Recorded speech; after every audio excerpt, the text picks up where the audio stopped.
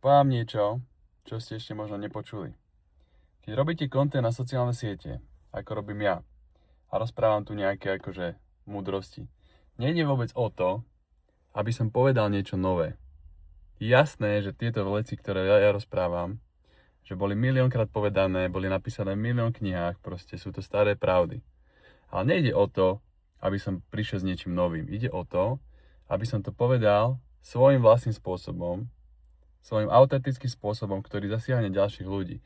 A v podstate tie múdrosti a skúsenosti, ktoré veľa ľudí nadobudlo, milióny proste, tak ide o to, aby sme to zase dostali medzi ďalších ľudí a ďalší, aby sa to vedomie vlastne vyvíjalo.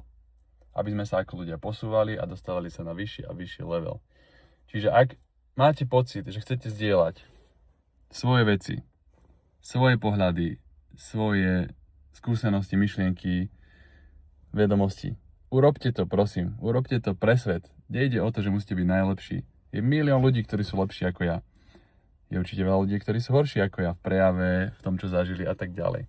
Ale vôbec nejde o to, ide o tú každú jednu autentickú cestu z nás, aby sme to šírili, aby sme sa rozvíjali a aby to bolo lepšie. Takže ak máš pocit, že chceš zdieľaj, budem rád, kľudne mi to aj pošli, rád si to pozriem a sme v tom všetci spolu. Čaute.